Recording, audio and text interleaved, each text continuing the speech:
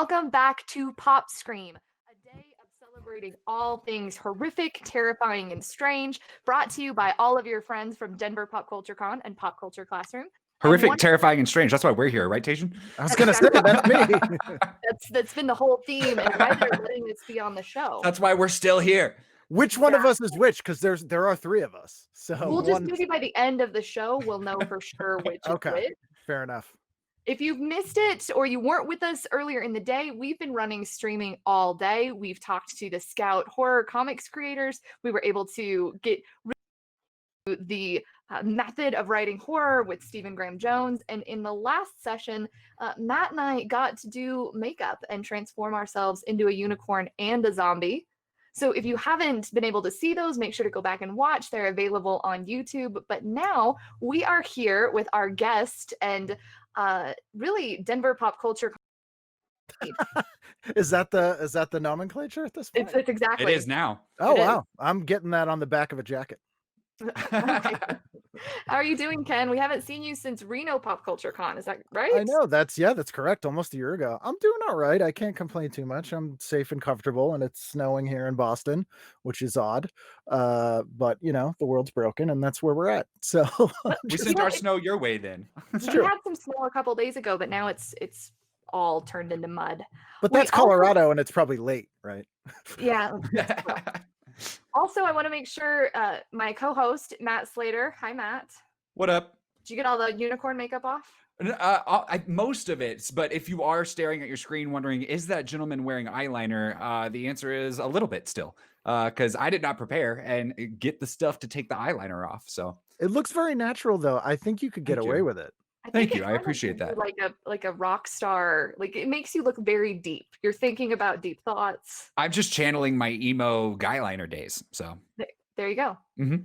I still have liquid latex in my hair, so that's why I'm kind of rocking the side look, because it's covering up the zombie that is still left in my hairline. But that's not what we're here to talk about. We're here to talk about Ken and your podcast. So let's just really start with, tell us about the podcast. Yeah, I have a podcast called TV Guidance Counselor. So I've done it almost 7 years now.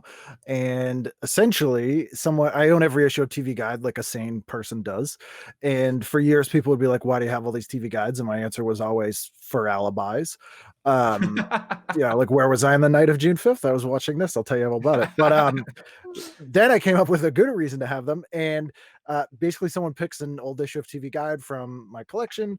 They go through, they write down what they'd watch that week in history, and then we talk about their choices. And it's pretty simple concept. It's very fun. There's a lot of people I've had on that I have no business speaking to. So that's always interesting. I think that's the best part about having a podcast is like, really you are way cooler than I am. Let me talk to you for a yeah. Like I have a Ted Danson on, a Jane Seymour on, a Jello Biafra from the Dead Kennedys 2 weeks ago. It's very strange. That's amazing. And I think people love talking about what they watch. There's something so like nostalgic and comforting and exciting about, remembering these great shows that you watched in the past. And TV's so different nowadays too. Like it's totally different. You don't go to the guide, you go to Netflix and just say shuffle. What are you going to play for me, Netflix? Yeah, and that's the big difference, I think. And I always talk about it like those of us who grew up pre-millennium. It's the shared experience that we all had. There were fewer choices and they were on at a day and date. So you watched them all together. And now we've sort of, I don't want to use the word artificially because that sounds negative, but we've artificially recreated those sorts of things with people doing watch-alongs and that sort of stuff. But that was what we did. And so there were people who are roughly my age or younger or older, where if I have nothing in common with them, at a minimum, I can be like, we can discuss the show we all watched. And speaking of that connection piece, real quick, if you guys are watching this live, you can be connecting with us as well and be asking questions for Ken, asking questions of us, reacting to some of the things that we're going to talk about from this issue of TV Guide, which we haven't revealed which one yet. So I think we have revealed. I think it's on the stream. I was asleep. So we did not. It's been a long day. So Ken, you chose this particular TV guide. What drew you to the TV guide of October 27th, 1990? So this is actually my favorite issue of TV Guide, which is ridiculous. People are like, because people will ask me, which is a weird question, and it's even weirder that I have an answer. But I always say everyone's sort of television sweet spot is between the ages of 8 and 12. That's usually when you're like old enough to have your own taste, but not old enough to like leave the house or do anything. So you're kind of watching the most stuff. And this is right in my sweet spot. This is October 27th, November 2nd, 1990. I was 10 years old. And this is a specific issue about horror on TV, and that is just tailor-made for me. Well, and it's a specific issue that really kind of goes meta about horror on TV and talks about the, what's changing and why it's changing. I caught myself reading through the articles, and I have to say, from the times that I have used the TV guide legitimately, I don't think I had ever read any of the articles. You just kind of flip to what you want. This, I really enjoyed it. It was... The articles are amazing. Like Isaac Asimov wrote for TV Guide, Harlan Ellison wrote for TV Guide, Eleanor Roosevelt, Michael Crichton. It's amazing the people that wrote for TV Guide, and there's some pretty fascinating sort of media study type articles, and sort of predictive articles. Like whenever I pick up one from an election year, it's sort of disheartening and also fascinating to see their predictions for where we're going, where like sort of politics and entertainment collide, and they're pretty much exactly right, but like 30 years early. So that's interesting then, because they talk about the prediction of where horror is going in the first article in this guide. Do you think that they were right? They were and they weren't. I think what they didn't anticipate was, and I was talking to you guys a little bit about this before we started recording, because you're significantly younger than me. You're about 10 years younger than me. So yeah, for the audience, we were both, I am a child of 1990, so definitely did not watch any of this in the day. I'm a child of the 80s, but just barely. Yeah, and your parents were good enough to show you cool stuff, so Right. you're slightly ahead of most people. But Debatable. most of these shows were huge bombs, and I think people looking back now, where horror is so popular in a mainstream way, would be shocked that these shows were huge bombs. And if they had been made 10 years later, I think they would have hit an audience in a generation that grew up with Buffy the Vampire Slayer and things like Supernatural and that sort of stuff. And so in that respect, I think it's changed. It also has gone back to this sort of era, because I think in the early to mid 2000s, we had a lot of the sort of Saws and Hostel and the sort of hyper violent. Yeah, the horror movies that I like to call, ooh, I bet that hurts movies. Where that's kind of the thrill. It's like, ooh, that probably hurts.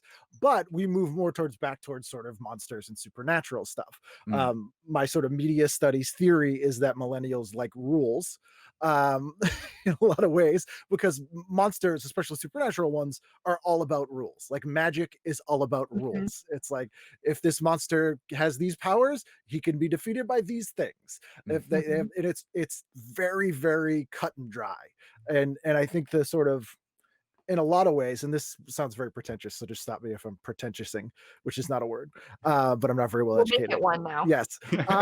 But we'll put it on your shirt. Yes, pretentious thing on the front, and then the Denver Colorado Rockstar on the back.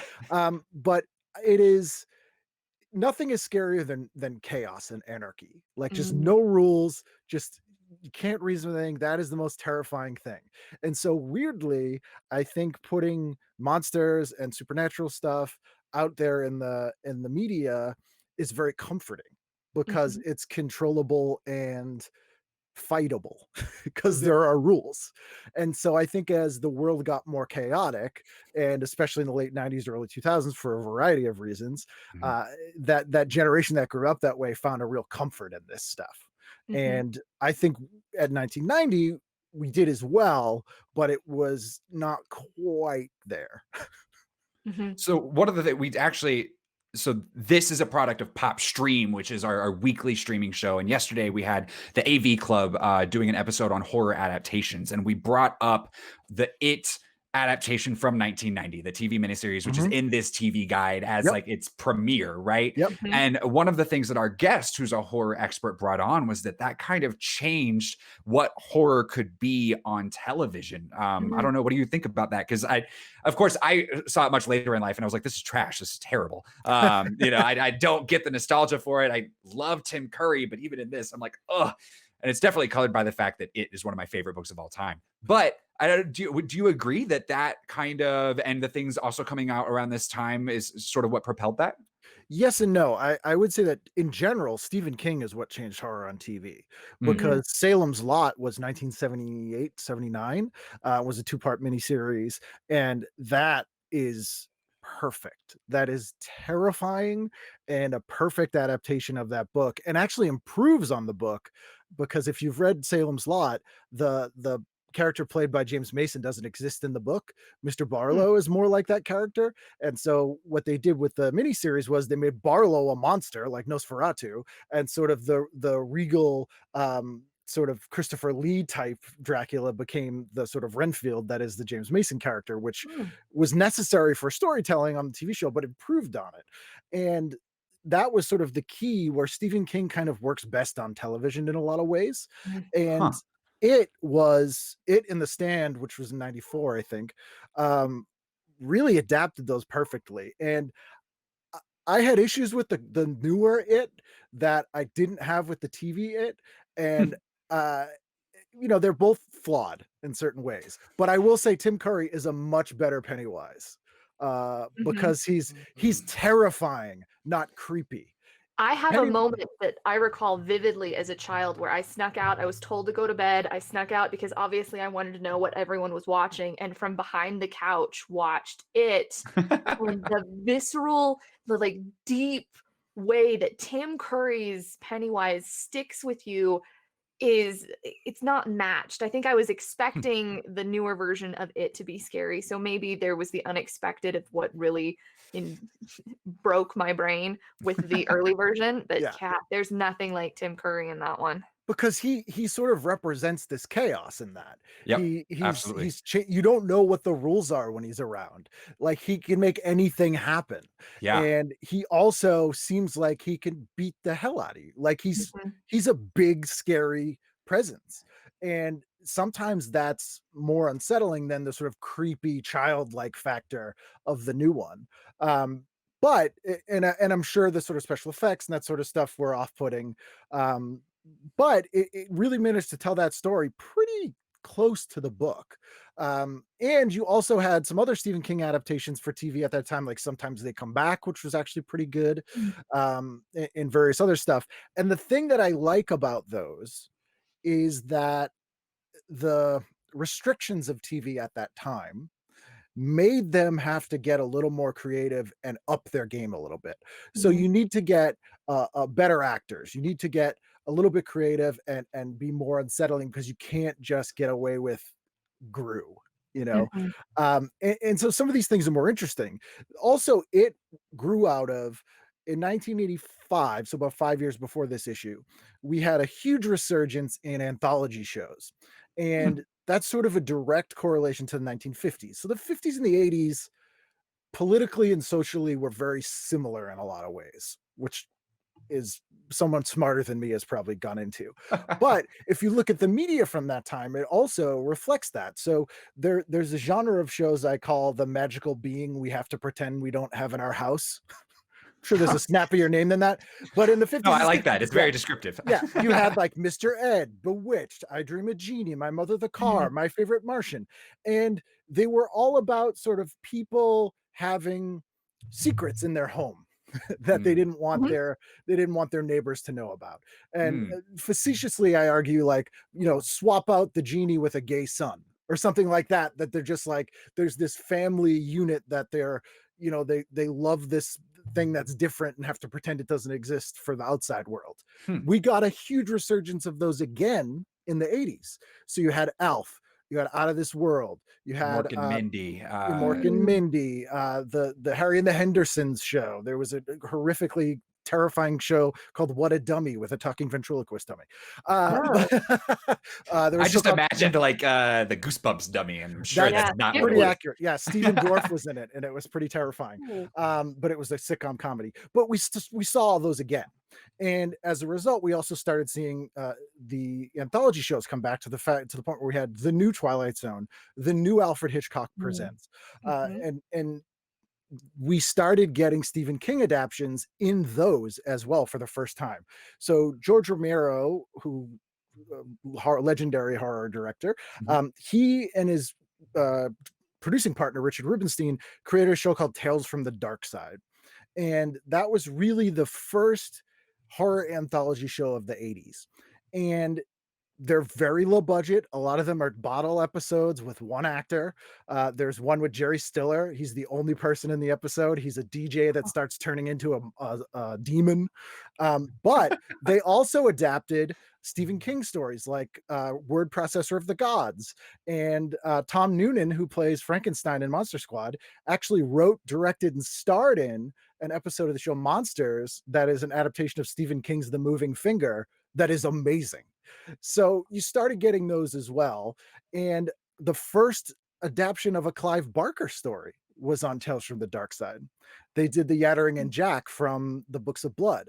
So we were starting to get this more modern aesthetic from writers who you would think wouldn't be able to translate to television. And so that sort of led us up to this 1990, where you have a building pressure of these sorts of shows doing well. I don't know if I answered the question. I just learned so much in like those 2 minutes. I know. But it You was went cool. Like deep with it.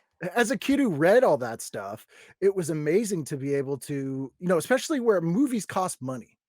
Mhm. And I didn't have a lot of money as a kid, but I can watch Tales from the Dark Side for free. I can watch it for free. Yep. And it's in my room. And something about horror on television is also scarier in that it's much more intimate, in that you're usually alone or in a very small group. It's piped into your house. It's not in a theater where you can leave and leave it behind. It's in your environment, which is something about that is scarier. And so I think that also is what led to this sort of resurgence. There's also a practical factor in that it was relatively cheap, and we had this huge boom of cable channels where they had this sort of arms race for content and would air anything. So they were just like, make anything, which we kind of see a parallel now with the streaming services, who are also doing horror anthology series. Yes. So yeah. So that was a factor as well. I couldn't help but thinking about, I love your comment where you say, that the TV is there. And I just watched the original Poltergeist yesterday. And I love the final scene. Spoiler alert, if you haven't seen it, go watch Poltergeist. When they take the TV out of, they kick it out of the hotel room. And I think looking back to, the times that I would watch scary things, the TV being something that you almost wanted to like turn away. Like, I'm done. I need to separate myself from this space. I have to now close the laptop, whatever I'm watching it on, to separate from this experience. Yeah, it's sort of an open conduit into your house. It's like an open window. Well, earlier we talked about taking mundane objects and kind of putting a creepy twist on that. We talked about that with Stephen Graham Jones, and how certain horror, like one of the books that Tajan was reading, she said she'll never be able to look at pantyhose the same way again, right? And horror on TV, it sounds like it can do the same thing with your television. Like, you remember that visceral experience that you had on your television. Yeah, and I think there's a thing too about specifically about anthology series as well, where you don't know what you're going to get every week. You sort of know it's going to be a horror story, but you don't know the characters. You don't know what's going to happen. You don't know the rules. And so you can do that on a horror TV show that's different every single week, where you can't do that in a movie. Honestly, that's why I stopped watching Black Mirror. Like, I loved it. It was so good, but it was so stressful. Yeah. Because I didn't know what was coming and I didn't know those rules. So it's an interesting point. It makes me think that for me, I'm a terrible person, and I hate admitting this on a live stream. I tend to read the end of movies if they're very stressful, because I need to know what is coming at me. Am I going to enjoy this? Because I don't enjoy that stress. It becomes I can love a scary movie if I know everyone dies, but if I'm waiting the entire time for everyone to die, it bothers me. But I I had think an ex that did that, and I got chaos. so mad at him. well, that's the sign of a good movie, though. If you can watch it when you know what's going to happen and it's great, Mhm. that's a good movie. It's not reliant upon just the twists that are Mhm. Mm. coming, the plot twists. So if the ending's given away, like sometimes people who like hate spoilers, I'm like, well, really a spoiler is only ruining something that's not very good, and the only thing that's worth watching it for is the spoiler. If Right.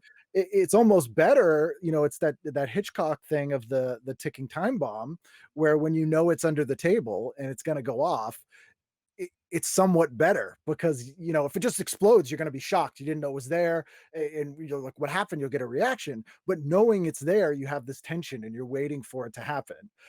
Like even like something like Once Upon a Time in America, in Hollywood, I'm sorry. um when the first time, I don't like Quentin Tarantino, it's a whole other thing, but Oh, no. yeah, Oh, no. he's the Puff Matt Daddy of movies. He Matt's just shook. He's having a rough day with people. I really ate candy corn, and we don't Yeah. like Tarantino? What Yeah. is going on? He just samples from better movies. He has good taste. But here's the thing. Once Upon a Time in Hollywood, I'll ruin some of the ending here. People should have seen it by now. It's been a year. The dog Uh, food. well, yeah, well, just so knowing about the Manson family, when you're watching that movie, you're waiting for the bad thing to happen. And it's Mm. hard to completely enjoy the movie, especially where it's a funny movie. It's mostly a comedy, because you're on edge waiting for the bad thing to happen. And then when it doesn't, you're like, now I have to see it again. Because I need to be like relaxed knowing it's not going to happen, and I can enjoy all the other pieces of this movie. Well, and that's kind of like a Tarantino thing too. Is Tarantino, in my opinion, is so good at doing lots of dialogue and then having a payoff, right? I think of Inglourious Basterds specifically, that you have long moments of dialogue building up to a moment, and you get a few of those release points throughout the film. Once Upon a Time in Hollywood, you don't get it until the very end. And so if you're a Tarantino fan, you're like, something's coming, and it Yeah. doesn't go until the very end of the movie. And it's one of the least Tarantino movies, which is probably why I liked it a lot.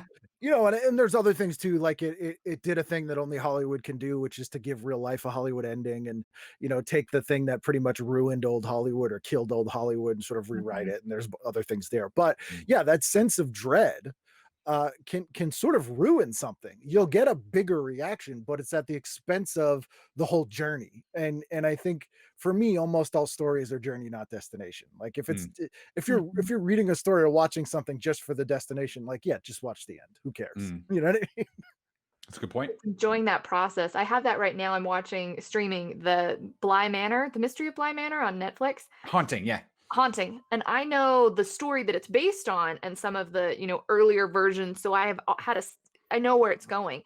I've enjoyed it immensely, whereas the people that I'm watching it with that don't get that don't have that sense of where we're going to be at the end, are struggling a little bit with just not enjoying the journey. And I like that kind of way to describe it.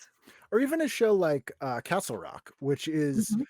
the most Stephen King show that is not one word written by Stephen King or based on a word written by Stephen King, but it takes place in the Stephen King universe. And if you're familiar with Stephen King, there are little Easter eggs in there that you enjoy, but his reoccurring themes. Like, can a place be evil? Is your destiny and your genetics to be evil? Is that something you can't break away from? Fathers and sons, letting people go. Like all the things that Stephen King writes about in his books are in that show. And not knowing the plot, because there wasn't a book for you to read, Mhm. but knowing the themes, you can sort of relax a little more and follow along, because the unfolding plot isn't necessarily the whole thing. Right. It's those the nuanced pieces that you can appreciate a little bit more. Very nice. Okay. I want to, before we jump into our videos that we have, I want to see, Ken, what were you watching this week? Do you remember? I do. So I was watching, one of the things I distinctly remember was there was a syndicated thing called the Horror Hall of Fame, and they only did it for 3 years. It was a 2-hour long award show for horror. It was basically like a Fangoria magazine TV show, more or less. And it was amazing. They previewed new movies.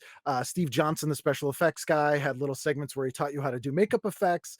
Like he taught you how to make monster teeth with starburst, which are very effective. He taught you how to do buttonhole bullet holes, which is just mortician's wax. You pull it with a fishing line, like super easy stuff that he does in movies that you could do at home, mixed with, Robert Englund hosting it, and little retrospectives on like classic horror, like Boris Karloff's daughter was there, got an award. Like it was just a really well-rounded sort of overview of the stuff I liked at that time. So I 100% watched that. That sounds amazing. It was fantastic. And then the other thing I distinctly remember watching that week are actually 2 things. One is my favorite Halloween episode of all time, and it's from the show Highway to Heaven, which is a show that I generally don't like. Sort of every decade has a God show. Right. So you have, Touched by an Angel, God Friended Me, like there's every decade has one. And in the 80s, it was Highway to Heaven. It starred Michael Landon, and he was an angel, and it's sort of monster of the week, like a problem of the week. I have to help these people, fix whatever. But this episode is called I Was a Middle-Aged Werewolf. And for people that don't know, Michael Landon starred in the 1950s movie I Was a Teenage Werewolf. And so it's a play on that. And Landon wrote and directed this episode. There's a kid, it's on Halloween night. It feels like Halloween. Kids are out trick-or-treating. There's a kid who's in an abusive home. And basically Michael Landon takes him out trick-or-treating, but turns into the werewolf from I Was a Teenage Werewolf to like scare away bullies and stuff. And it's just so good. And there was a TV show version of Parenthood, not the current one. There was another one in 1990 based on the movie with Thora Birch in it and Ken Ober. There's an article in here with Ken Ober, who's from Boston and hosted Remote Control. But they did a Halloween episode that night with them trick-or-treating. And those 2 episodes I distinctly remember watching, and they feel the most like Halloween's felt to me as a kid. And I love them. It makes me want to watch all of them. Now I'm going to try and find particularly the Phantasmic one you talked about first.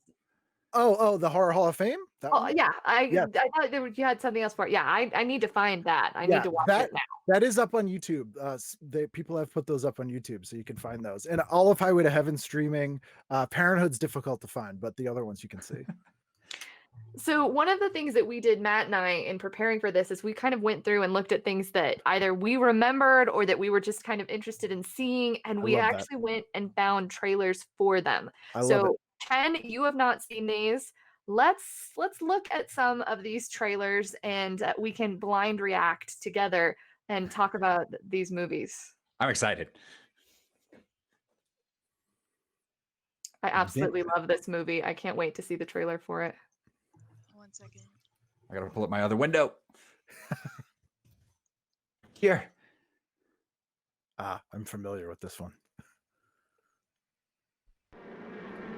This is spectacular.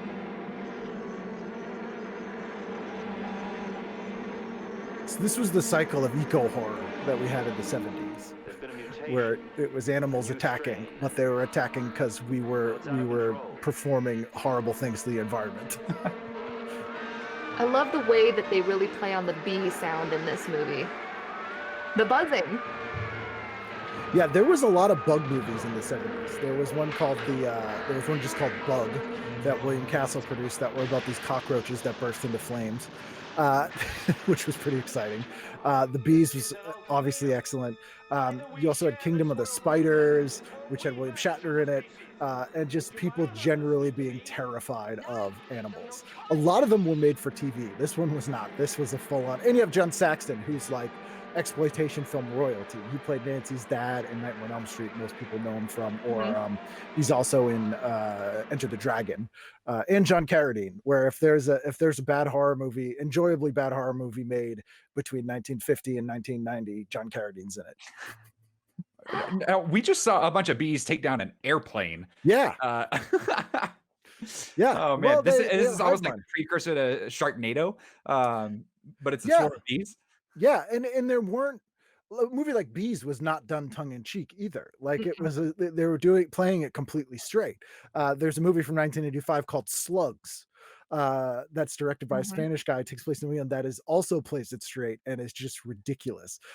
There's an No. excellent. It's ridiculously amazing because Yes. the slugs kill people and Yeah. they slowly. Very, very slowly. Yeah. So did this kind of evolve out of like the birds or? Sort of, yeah. I mean, The Birds was a huge hit. Obviously, it's a Hitchcock movie, but was much earlier than this. This Sure. was sort of a mixture of Jaws and The Birds. Okay, So it was nature run amok. There's even a movie that I watch every Easter. I think it's from 1974 called Night of the Lepus. And if anyone speaks Latin, they know what lepus is. Bunny rabbits, and it's about giant killer bunny rabbits that come and attack the world, but it's not a comedy on purpose. It is totally amazing. And I love that you watch that on Easter. Every Easter you got to watch Night of the Lepus. But yeah, I mean, people were generally afraid of eco horror. It was like a true concern in the 70s of killer bees and these sort of stuff, murder hornets, Yeah. and nature is scary because it's chaotic or we can't control it. And a lot of people, especially in the 70s, much like today, know that we're damaging it. Like we are its enemy in a lot of ways. And so it's like it's gonna fight back, And that was a pretty pervasive fear. I think this is really interesting for Matt and I because the concept or the theme of chaos and out of control, I think it's come up in each panel that we've had Every today. single one. Yep. Starting with, we did a session early this morning with, the Hulk and the lack of control that Bruce Banner has and how terrifying that is. And then, we're seeing it that the unknown and the not being able to control your destiny or your body or the world around you is a constant fear. Mm-hmm. Yeah, and especially insects, which I think everybody knows outnumber us about 1,000,000 to 1 from various insects, and they're around all the time. And you're like, oh, if they just work together, we would be in trouble. Well, and you have those biblical connotations. If you look at Christianity, Locusts. And, yeah, and you also had other things too, like around this time you had there was a movie called Dogs that was about packs of killer dogs. There was a movie called Dracula's Dog that was about Dracula's dog. There was actually a really fascinating movie called White Dog that isn't a supernatural horror movie, but Sam Fuller did it, who was an amazing director, and it's essentially about a racist dog. It's about a dog that was trained to attack non-white people. Wow. And it's a movie about racism and but in this exploitation movie.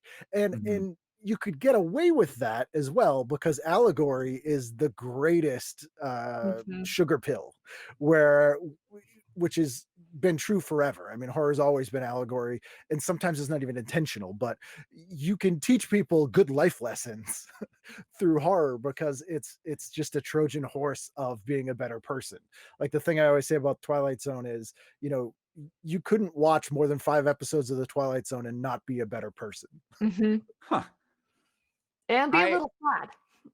Twilight Zone makes you really, there's those deep thinking things where you come away from it and you're like, oh we're terrible. We're terrible. Yeah. I would have done that.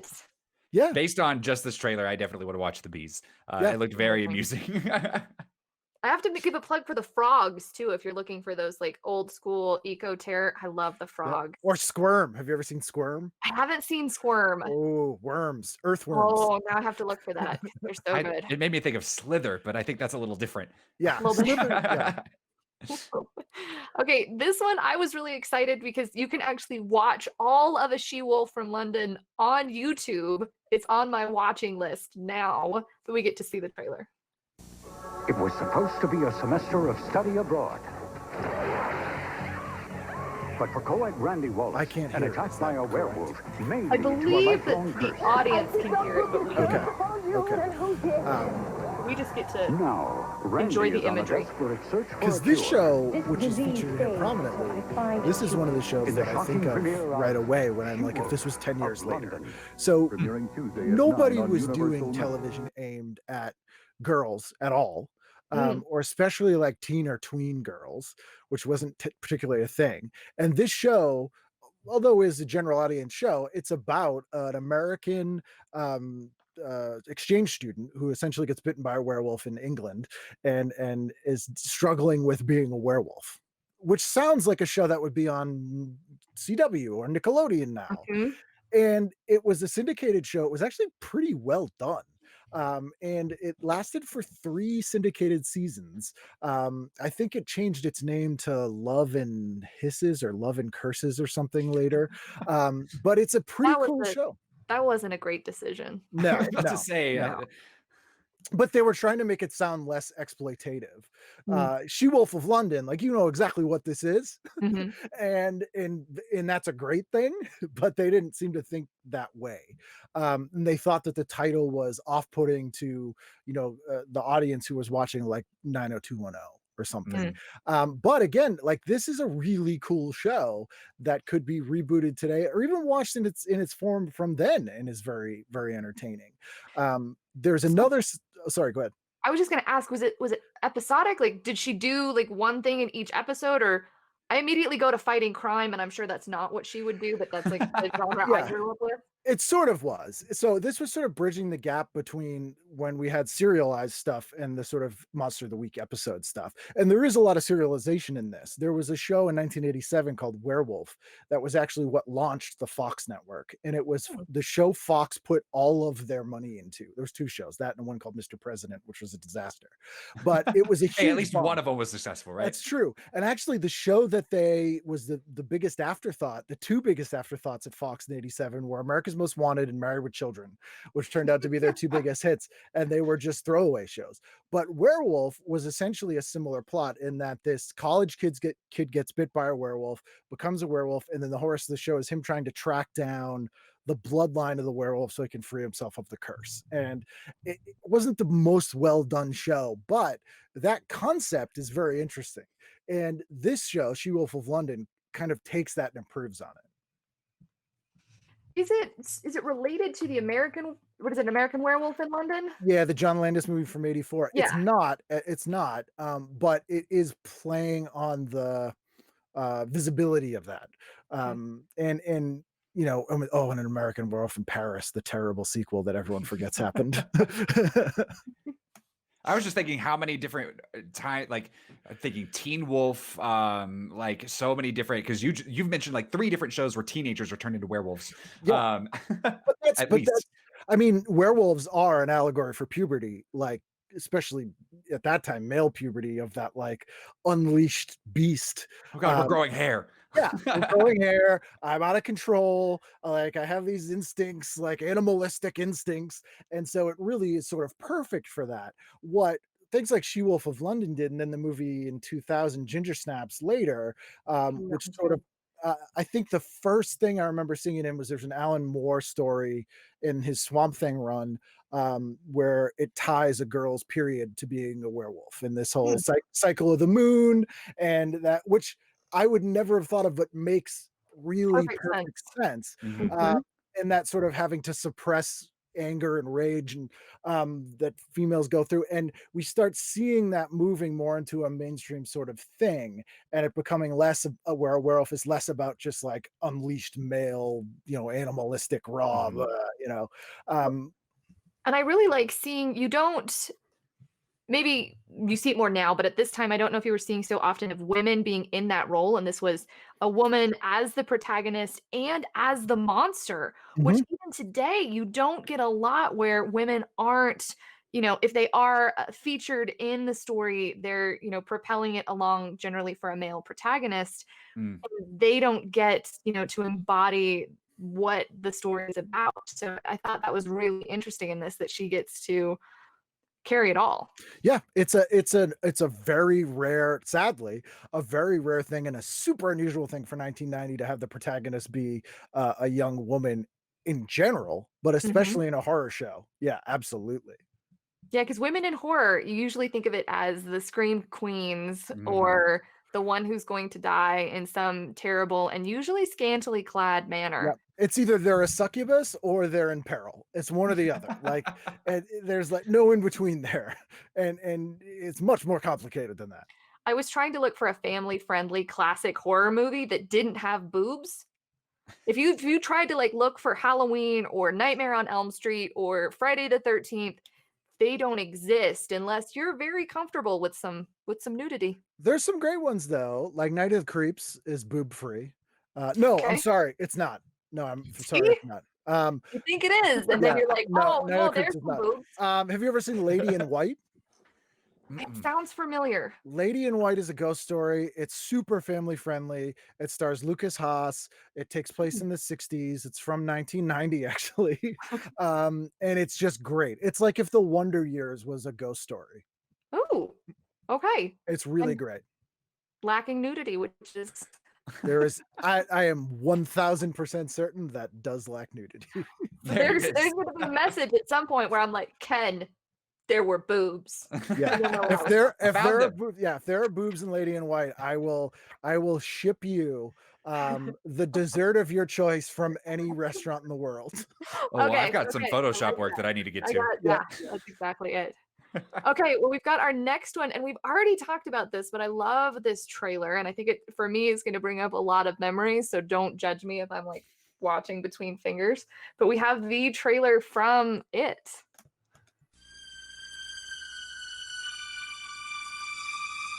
And this was such a huge event. Well, and so much from it as you watch it that is now just Already iconic. Yeah. Just the bright red on the outsides. What about it did you dislike? I'm curious. Defend your poor ideas. We watched it a couple of years ago before the remakes came out. And I think it was just so cheesy. And I watched it immediately after reading the book. And I just think I had such fond memories and feelings from the book that this just didn't quite, I don't know, it didn't quite stick to, the book is so realistic. As realistic as it can be, you know, with these otherworldly presences coming to Earth and things like that. And there was something about that didn't have that realisticness to it. It's a tough book to adapt. Yeah, and there's things that I could talk about these movies in this book specifically for like hours, but I love the way the new one looked. The kid actors were amazing in the first one. It was weirdly incredibly influenced by Stranger Things, which is odd because Stranger Things is like Stephen King fan fiction. But they missed two things that really bothered me, and this actually ties into what you're saying about the female in trouble and sort of we have to rescue her. And the TV movie didn't do this. And one, I'm glad both did not show the scene, Of Right. course. that we all Of know, course. Yeah. which is a completely unnecessary scene. So yeah, even which Stephen King even when I say like it's Yeah. one of my favorite books ever, I'm like, but that didn't need to be there. No, it doesn't. And Stephen King is like, well, at the time I thought this, but I'm like, and I'm like, you were on a lot of cocaine, which he admits. We all do things on cocaine. Yes. But the TV movie did this and the new movie didn't. And what it did was, in the new one, Beverly is captured by it and they have to rescue her, which is not in the book. Nope. And it's not in this. And there's a reason for that, because the whole point is they're only strong as a group. And they each need to be part of the group. That's what gives them their strength. So it completely misses part of the point of that. And the new one way overly sexualizes Beverly. Way overly. And I get that that's part of it too, because again, it's that age where kids are, their female friends, all of a sudden they're like, oh, this is weird, which is part of it, but it's too much in the new one. And well, and in the book, it was almost like they all found this thing that they liked in Beverly, right? And that they were all attracted to, and it wasn't necessarily her appearance. Whereas in the movie, it was a little more like, we need to show the audience why all these boys are attracted to her. She's kind of the final piece that makes them realize they are a group. They're the Captain Planet, they all have the rings, and she's Heart, and when you take that away, it's wrong. Well, and when you make that, Beverly, the way she matures and, she's going through coming into being a woman, when you entirely sexualize that from a male perspective and make that about what she can do instead of what it means to her and what she's going through without that male component, it misses something there as well. Yeah, Mhm. it misses the point, which the TV movie does not. And I don't know why that change was made. The other change that really bothered me was where they made Mike not the historian anymore, and he Mhm. becomes just like like his character's so shallow in the new one. He's just like, It's real, why yeah. why have you done that? He's just kind of there now. Like he's not the historian. Like the whole point is they all bring a skill set like the Justice League to be able to fight this thing. And that the people we find through shared interests are the sort of the family we find are the things that keep us from who prop us up from our fears, you know. And it sort of ruins that a little bit. Mhm. I mean, I do But think that this film is it is a perfect just object of the time, and especially yeah, for appearing on television. And that is something that you have to appreciate when you watch it. Even if I'm looking at it going like, why? Why did you do this? Why did you make these choices? But I yeah. get why it was so important to do at the time. Yeah, and TV movies were a whole different thing, which we were talking about earlier too, where there's so much you couldn't do Mhm. and limitations, and a lot of TV movies were directed by exploitation directors. Like Wes Craven made about made for TV horror movies. Mm. Uh Mm. bunch of these people that did them because they knew how to work cheap and work fast. Mm. David Cronenberg directed a couple episodes of Friday the 13th, the series. Mm. One of them is amazing. It's called Faith Healer, and it's like this great lost David Cronenberg movie almost, but as an hour-long episode of this anthology Mm. series. So, um, you know, there are aspects of that as well, but you're also robbing those guys of the sort of cheats they have, which are boobs and Mhm. you know, So over, you know, random. really gory violence. So they have to, Right, you right. know, I Yeah, think too, for me, this has so much iconic imagery that I think it drew a lot of does. people to Stephen King that maybe hadn't or wouldn't have read him before, mhm, and just is so now embedded into popular culture that even if you haven't seen it, any of the versions, or read the book, you know the significance of the balloon. mhm. And at night, you may give a little bit more leeway around that rain gutter as you walk by Yep. because you have those associations. Georgie's Mhm. little outfit, like Mhm. it also is weird to update it to the 80s because although again there's correlations between the 50s and the 80s, so in some ways they're interchangeable, but there's definitely a lot of race stuff, a lot of the juvenile delinquency stuff, a lot of the Mhm. stuff that sort of inherit to it being in the 50s Mhm. Mhm. in the first part that I prefer in this version as well. Well, yeah, I mean, the whole book opens with a hate crime against a gay couple, right? Yeah. And when they updated that to be in present day, I mean, that still happens, but it didn't read the same. It didn't come across with the same Mhm. kind of feeling that it did in the book.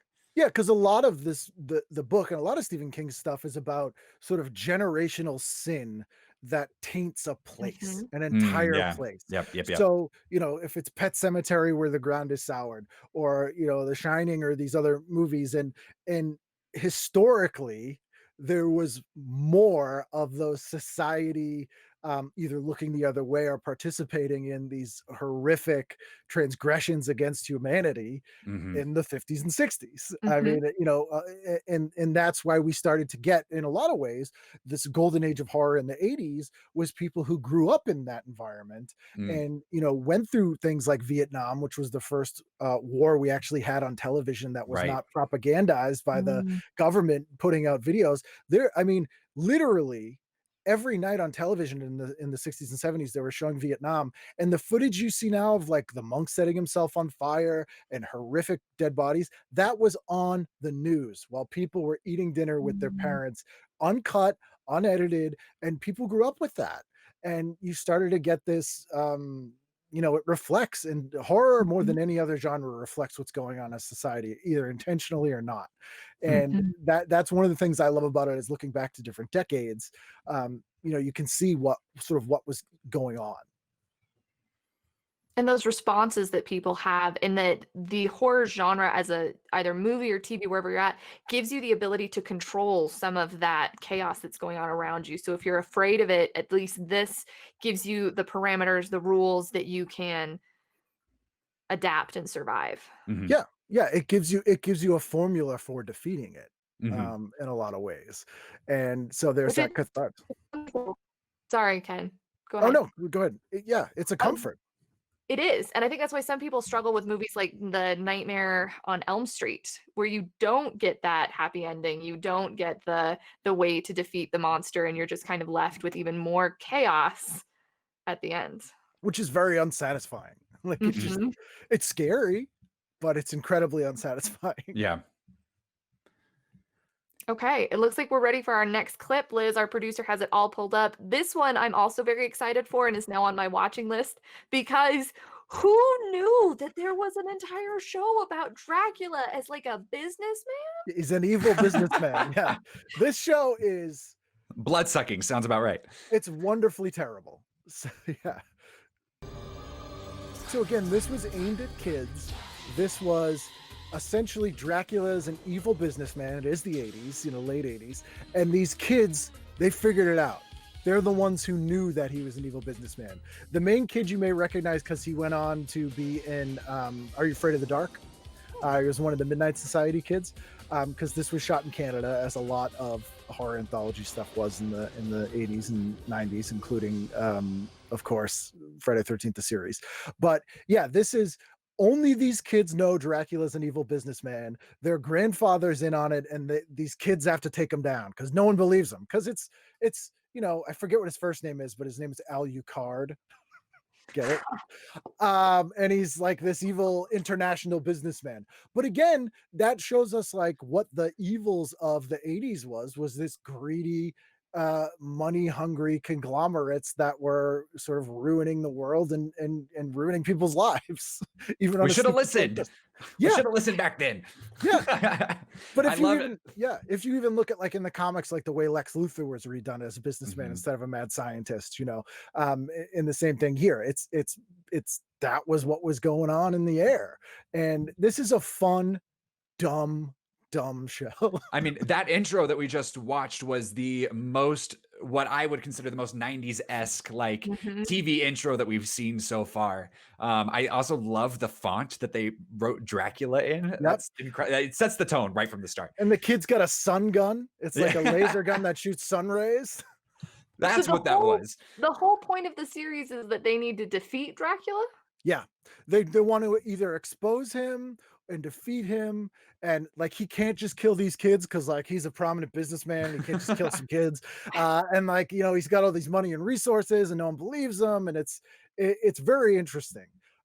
It reminds me a lot of the same year we also had a War of the Worlds TV series in syndication that eventually got really stupid as well due to budget constraints. They essentially, the aliens had to possess people because they couldn't show aliens at one point, but it was also it became a sort of very similar thing where it's this quest to expose this conspiracy.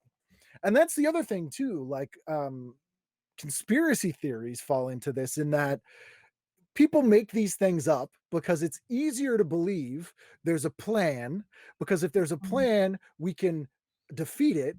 If there's people behind a thing, we can expose them. And instead of just, nah, man, no one knows what they're doing. It's complete chaos. It's just random chance and anything could go wrong at any time. John Oliver has a whole special about it. It's amazing. Yeah. So it's comforting for people to think of conspiracy theories. And that seeped into these things in the 80s, like War of the Worlds, like They Live, like Dracula the series, where it wasn't just that it's one monster. It's now a whole conspiracy of this underground thing and no one believes you. And it's that Invasion of the Body Snatchers kind of thing, which is why we saw remakes of like Invaders from Mars in 85. Toby Hooper did a great remake of that. There was 2 different remakes of Invasion of the Body Snatchers between 1978 and 1998. And a remake, and I think the first making of Robert Heinlein's Puppet Masters, which is a similar story. I was actually thinking like Animorphs. With the whole conspiracy theory thing, it makes, and for kids especially, the whole world feels like a conspiracy theory because you feel like adults are all in on this stuff that you can't understand, or they're withholding information from you, or that kind of thing. So it's kind of perfect to aim that at children, which is why you saw it with Dracula series as a kid's show. I'm always intrigued with shows like this that they have such a strong end goal. Like there is the end goal to it, and I always think that they struggle once they kind of reach that end goal with what to do next, which kind of sounds like where you get with the War of the Worlds, that that had a very definite end to it. And where do you go from there? right. Yeah, it's and that's the difficult nature of storytelling on television, and why anthology series work best with horror, because most horror has a definitive goal. Whereas you can do that in a 30-minute single story. But when you're writing a TV show, especially at this time when you didn't know how long your series would go on, now you have a deal with Netflix. You're like, it's 13 episodes. I know where the story will end. If I have to do a sequel series, I'll come up with something, but I can do a storyline.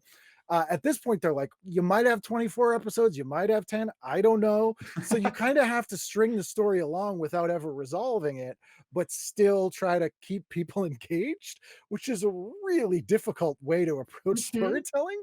And that's why some of these things suffer. 1990, we also had Twin Peaks, which in many ways is a horror series, and really isn't about the mystery of who killed Laura Palmer. It's about her having been killed. But the majority of people they're in was the mystery. And midway through season 2, when they solved it, everyone didn't care anymore. So it's difficult. Which is again why people now will watch Homicide or CSI and they go all day, because it's a very familiar, comfortable formula, and at the end of the episode everything ties up nicely.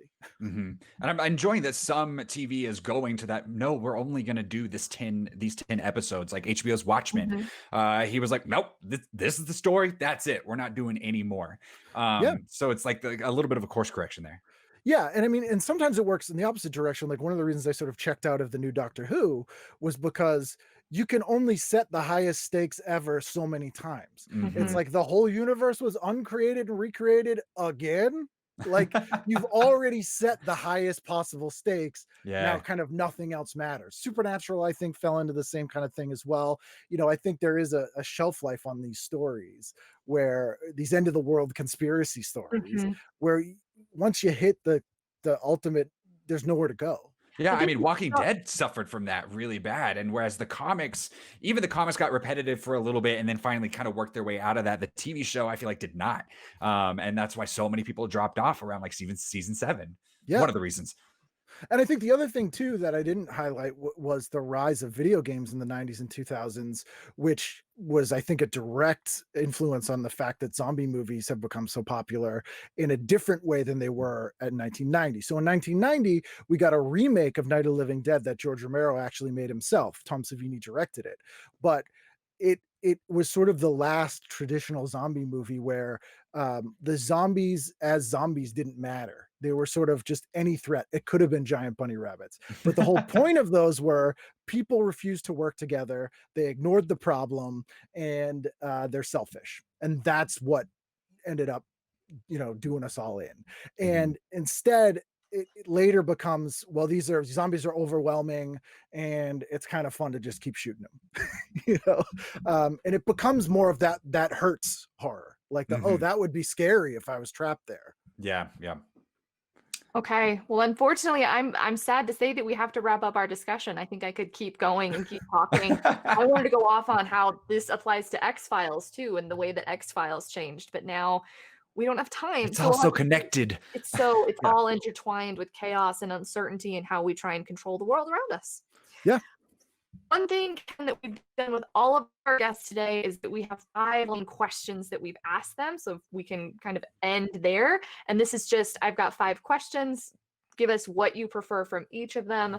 And then we can make fun of Matt some more when he has the wrong preference for each of these. Okay. The first one, do you prefer the kind of spooky or very scary? Ooh, spooky. Spooky? Okay. Yeah. Okay. Do you prefer your media more zombies or ghosts and hauntings? I'll go zombies. Zombies? Good choice. What is your favorite horror movie, game, book, comic, any of those? Which one is like the number one thing that you're going to go to? Like number one medium? Like a movie, a book, or your favorite property from any of those mediums? From any of those. I'd have to say the original Romero zombie trilogy. Okay. Very nice. Okay, next one. Favorite And I'm just gonna go on a little tangent here and talk about Ken has amazing jackets, and if you get to see him like at con, some fantastic jackets. But I have that my aside, Haddonfield Halloween jacket on. it's amazing. I loved your Ferris Bueller one. I mean, there's just some fantastic jackets. But what is your favorite Halloween costume that you've ever worn? The best Halloween costume I ever had was I did Space Ghost once, and I would Oh, 100% have worn that every day. Wow. That's a good one. Next Denver Pop Culture Con 2021, Ken Reid, Space Ghost. Space Ghost. I wanted Can you host a show as Space Ghost? I would, and actually last Denver Pop Culture Con, I wanted to do Captain Marvel Jr. Elvis mashup because Elvis Presley based all his suits on Captain Marvel Jr., the Shazam Captain Marvel Jr. Literally, he was a huge fan of the comic and had them just make Captain Marvel costumes, which is why it's that little cape and everything. So I wanted to be Elvis Captain Marvel Jr., but I couldn't make a costume. Wow. I'm already assistant director of programming. In my mind, I'm seeing all of these things for 2021. Be prepared for like a long list of what about this costume? How about right. we use like rigging. We'll have you fly in. Yep. No, I'm at your disposal. Okay. Oh, you're in Brack? Oh, nice. Brack. That is an excellent Brack. All right. Last question. Favorite Halloween treat? Candy, any Reese's, beverage, whatever. Peanut butter cup. Going Reese's peanut butter cup. The original, the classic. Classic. Original size. Nice. I'm gonna add one question. How do you feel about candy corn? This has been a point of contention. It's old people candy. It's waxy. No. It tastes, but I don't hate them. But they're not my favorite thing. I look at them like candy canes. They're a necessity for the holiday, but they're not my first choice to eat. Fair enough. Okay. We'll take that. We'll take that. Okay, we'll take it. Well, that's all the time we have. I love that I get to say that. This has, again, been PopSCREAM. If you've missed any of this episode or this panel or any of the panels we've had earlier in the day, they're all available on our YouTube channel, YouTube/PopSCREAM, which is our weekly running channel. As Matt said in the last one, we've only mixed up PopSCREAM and PopStream about 50 times today, but follow us on PopSCREAM, ring the bell, and we will be bringing this type of content not only again later today, but every week. So Ken, thank you. Thank you for having me. It's nice to see you. Amazing. I learned so much in this panel. So much. And come back in 30 minutes when the PopSCREAM AV Club is going to start streaming their horror game, and we get to hear Matt scream. This will actually be screaming. Nice. All right. Thanks all.